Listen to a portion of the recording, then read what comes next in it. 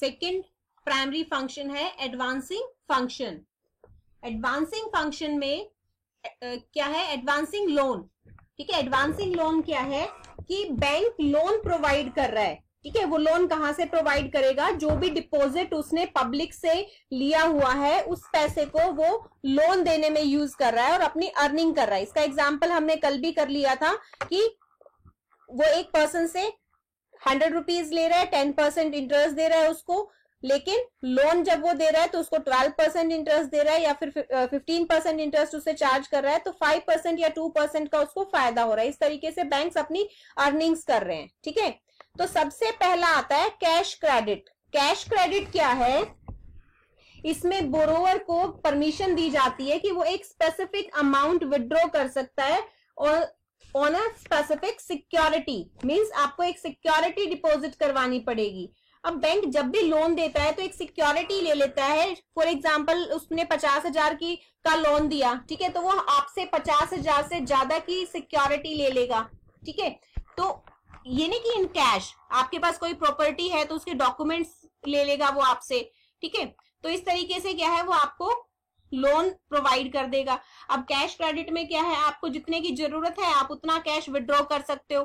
For example मैंने 50,000 का cash credit ले लिया, लेकिन मुझे जरूरत पड़ी सिर्फ 10,000 की। अब मैं जब 10,000 रुपीज उसमें से निकालूंगी तो मुझे 50,000 के ऊपर इंटरेस्ट पे करने की जरूरत नहीं है। जितना पैसा मैं यूज कर रही हूँ उतने पैसे के ऊपर ही मुझे इंटरेस्ट पे करना है। इसी तरीके से नेक्स्ट है ओवरड्राफ्ट।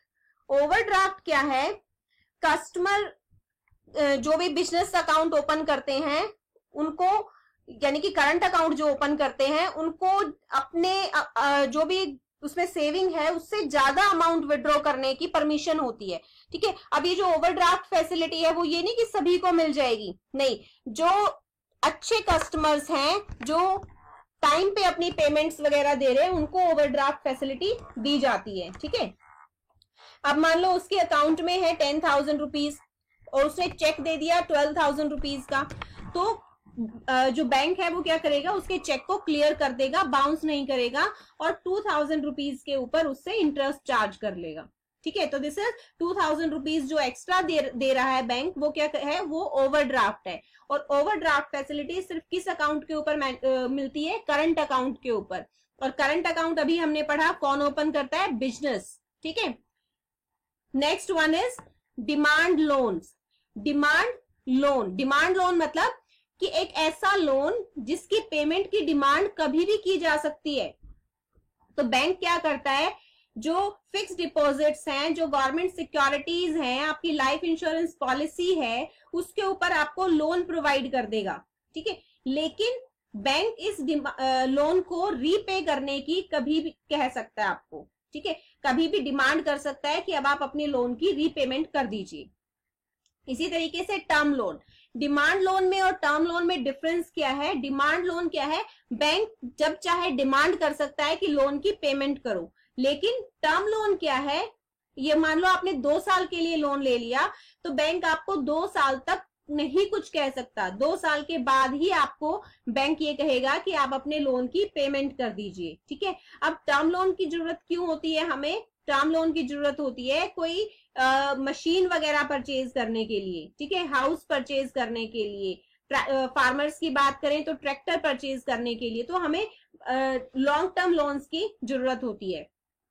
ठीक है, तो इसकी इंस्टॉलमेंट्स जो है वो डिसाइड की जा सकती है, मंथली इंस्टॉलमेंट्स, क्वार्टरली इंस्टॉलमेंट्स या फिर ईयरली इंस्टॉलमेंट्स या एनुअल, सॉरी सेम बात है, ईयरली एनुअल इंस्टॉलमेंट्स। ठीक है, तो वो पहले से ही डिसाइड हो जाता है कि जो पेमेंट होगी लोन की वो किस तरीके से की जाएगी।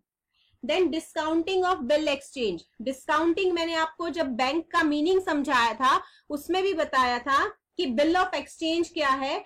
बिल ऑफ एक्सचेंज एक तरीके का प्रोमिसरी नोट है जो कस्टमर प्रॉमिस करके दे रहा है कि before the expiry of the bill मैं आपको पेमेंट कर दूंगा। ठीक है, अब लेकिन बिजनेस को अगर उसकी पेमेंट पहले जरूरत है तो बिजनेस क्या करेगा, बैंक के पास उस कॉपी को लेके जाएगा, उस नोट को लेके जाएगा और बैंक से पैसे ले लेगा। ठीक है, अब बैंक को क्या फायदा है, मान लो किसी ने 50,000 का सामान खरीद लिया हमसे और उसने हमें बिल ऑफ एक्सचेंज दे दिया कि मैं 2 मंथ्स के अंदर आपको पेमेंट कर दूंगा, ठीक है। लेकिन वो हमें 2 मंथ्स में पेमेंट करेगा, हमें तो चाहिए 15 डेज के अंदर ही पेमेंट। तो हम क्या करते हैं, अगर मुझे इमीडिएट पेमेंट की जरूरत है तो मैं बैंक में जाके उस बिल को डिस्काउंट करवा लूंगी। बैंक को क्या फायदा हो रहा है, वो उसके ऊपर कुछ चार्जेस चार्ज करके बाकी पैसे मुझे दे देगा, ठीक है।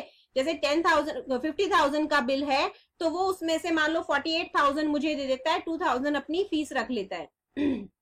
और जब 2 मंथ्स कंप्लीट हो जाएंगे तो बैंक उस पर्सन को कहेगा कि आप डायरेक्टली बैंक में डिपॉजिट करवा दीजिए 50,000, ठीक है। तो इसमें तीनों पार्टीज को बेनिफिट हो गया। फर्स्ट पार्टी बैंक, उसको फीस मिल गई। सेकंड पार्टी बिजनेस, उसको टाइम पे पेमेंट मिल गया। थर्ड पार्टी कस्टमर, उसको टाइम पे ही पे करना पड़ा, जल्दी नहीं पे करना पड़ा, ठीक है। तो ये हमारे प्राइमरी फंक्शंस थे दो, कौन कौन से, accepting deposits and advancing loans.